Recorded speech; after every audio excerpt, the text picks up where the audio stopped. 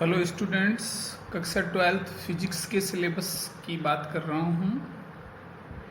अपने 12th में physics का सिलेबस का कुल पूर्णांक 100 अंक होगा। इसमें 56 अंक सैद्धांतिक पेपर होगा,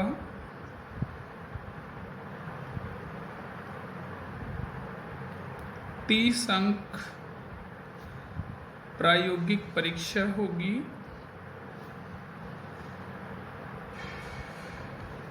14 अंक शतरांक के होंगे।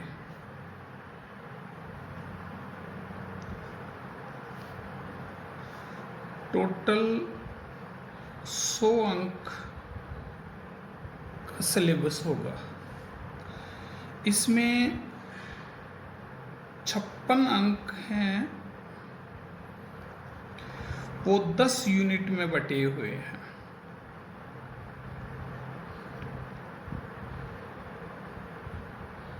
ये जो 10 यूनिट है, यही हमारी पढ़ाई का मुख्य बेस है। इनका प्रत्येक यूनिट का अंक विभाजन मैं आपको नोट्स कॉपी में उपलब्ध नोट शीट पे उपलब्ध करा दूंगा। सबसे पहले मैं प्रथम इकाई की बात करूंगा, जिसका नाम है स्थिर वैद्युतिकी। इंग्लिश में बोलते हैं इलेक्ट्रोस्टैटिक्स।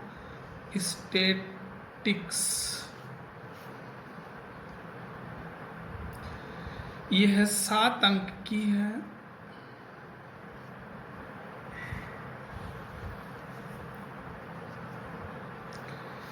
ये भौतिक विज्ञान की वह शाखा है जिसमें स्थिर आवेश का अध्ययन करते हैं।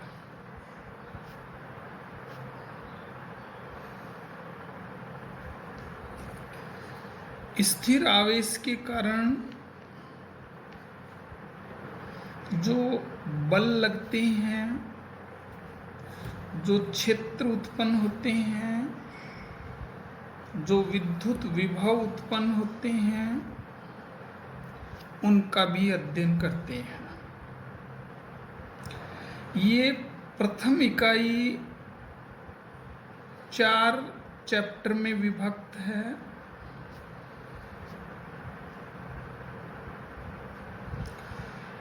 चैप्टर फर्स्ट है विद्युत क्षेत्र।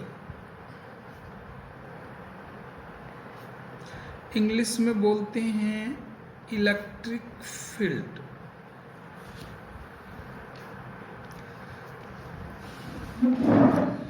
अब इसमें सबसे पहला हमारा टॉपिक है आवेश, इलेक्ट्रिक चार्ज।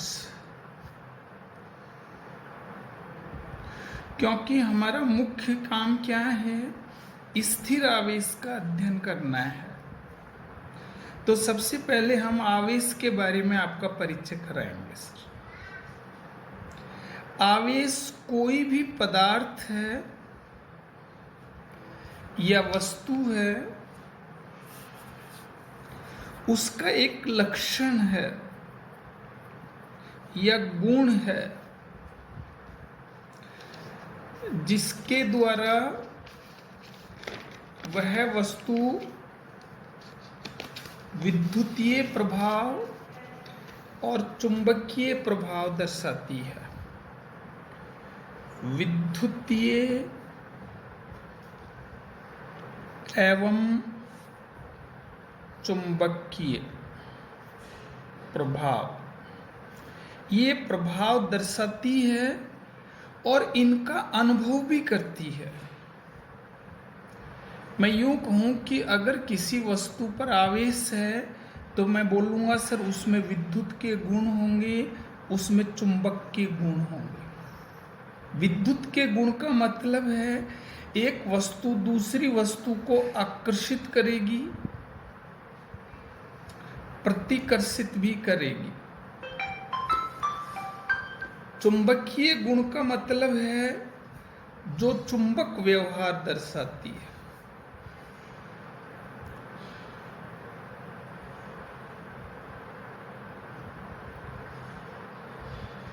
सामान्यतः कोई भी पदार्थ होता है उसकी क्या संरचना होती है कि उसमें जितने प्रोटॉन होते हैं नाभिक में उतने ही इलेक्ट्रॉन उसकी बाह्य कक्षा में होते हैं।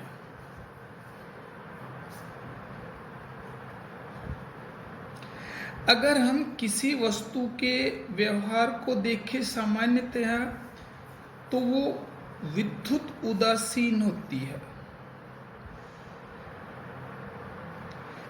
अगर हम इसकी प्रोटॉन इलेक्ट्रॉन संरचना के आधार पर बोलें तो हम बोल सकते हैं उसमें कुल प्रोटॉन बराबर उसमें क्या होते हैं, कुल इलेक्ट्रॉन।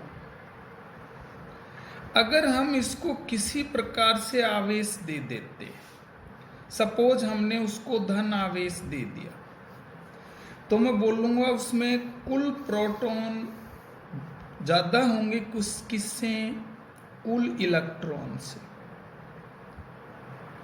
अगर मैं उसको ऋण आवेशित कर दूं तो मैं कहूँगा उसमें कुल इलेक्ट्रॉन ज़्यादा होंगे किससे, कुल प्रोटॉन से। प्रोटॉन धनावेशित कण है,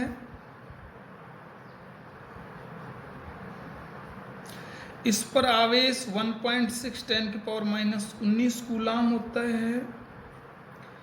इलेक्ट्रॉन ऋणावेशित कण होता है, इस पर आवेश -1.6 10⁻⁻⁹ कूलाम होता है।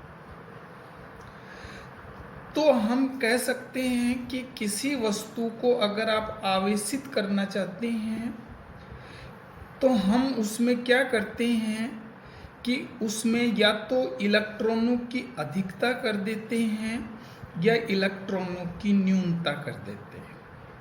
अगर इलेक्ट्रॉन प्रोटॉनों के बराबर ही रहेंगे तो वो विद्युत उदासीन रहेगा। अगर हम उसमें इलेक्ट्रॉन घटा देंगे तो हम कहेंगे कि वो धन आवेशित हो जाएगी। इलेक्ट्रॉन प्रोटॉनों से बढ़ा देंगे, हम कहेंगे वो ऋण आवेशित हो जाएगी। एक्चुअल में हम क्या है कि हम उसको प्रोटॉन नहीं दे सकते। प्रोटॉन तो नाभिक से बंधा हुआ कण है, इसका आवागमन नहीं हो सकता। इलेक्ट्रॉन ही मुक्त कण है।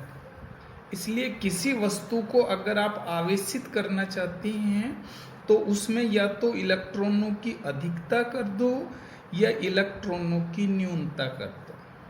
अगर उसमें इलेक्ट्रॉन प्रोटॉन बराबर रखोगे तो वो विद्युत उदासीन रहेगी। इलेक्ट्रॉन प्रोटॉनों से ज़्यादा कर दोगे तो ऋण आवेशित हो जाएगी और कम कर दोगे तो वो धन आवेशित हो जाएगी। वस्तु पर जब आवेश आ जाता है तो वो अपने व्यवहार से अलग व्यवहार दर्शाती है। वो घास के तिनके, बाल, पंख, कागज के टुकड़े आदि को आकर्षित करने लग जाती है। जैसे एक सामान्य उदाहरण है कि अगर अपन किसी कंगे को सूखे बालू में चलाते हैं और कुछ समय चलाने के बाद उस कंगे को अगर हम घास के तिनकों के पास ले जाते हैं, कागज के टुकड़ों के पास ले जाते हैं तो वो कंगे की तरफ आकर्षित होते हैं। इसी प्रकार से अगर अपन सूखी बुरुश है ना अपने जूतों पर मारें और फिर वो जूतों बुरुश को हम ऐसे ही घास के तिनके, कागज के ये टुकड़े, पंख आदि के पास ले जाएं तो उनको आकर्षित करते हैं।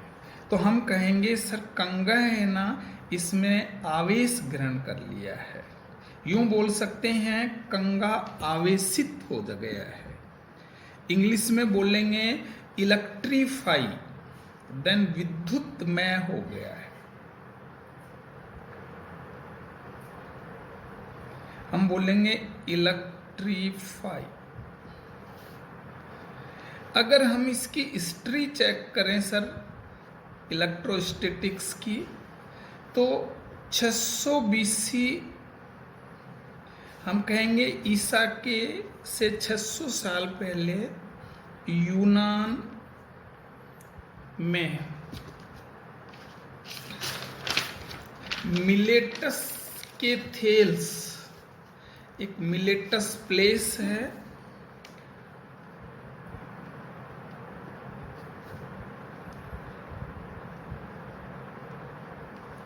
इन्होंने क्या किया कि बाल्टिक सागर के तट पर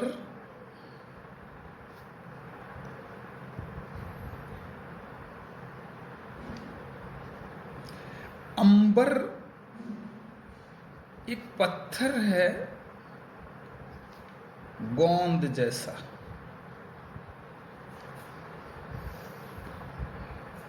पाया जाता है। इसे ऊनी कपड़े पर रगड़ते हैं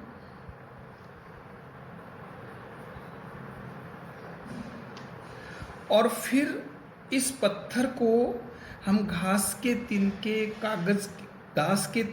कागज के टुकड़े, पंख आदि के पास ले जाते हैं, तो ये अंबर है ना, जो पत्थर है, उन टुकड़ों को आकर्षित करता है। तो थेल्स ने बताया कि अंबर है ना, इसने एक विशेष गुण प्राप्त कर लिया है, या यूं कहूं कि अंबर है ना आवेशित हो गया है, किससे? ऊन के कपड़े से रगड़ने पर।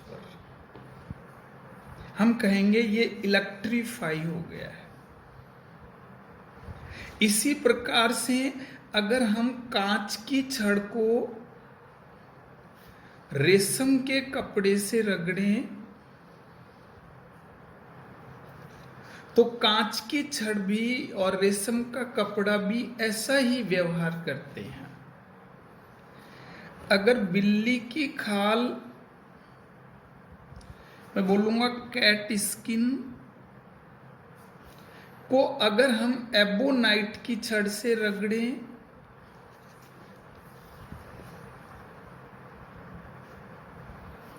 या रबड़ की छड़ से रगड़ें,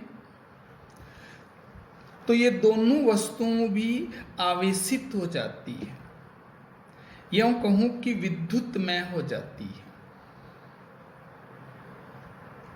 तो ये बच्चों किसी भी वस्तु का आवेश, कैसे हम उस पर आवेश ला सकते हैं, ये हम बता रहे हैं। अब हम आपको सिखाएंगे आवेशन के तरीके, कि आप किसी वस्तु को इलेक्ट्रॉन कैसे दे सकते हो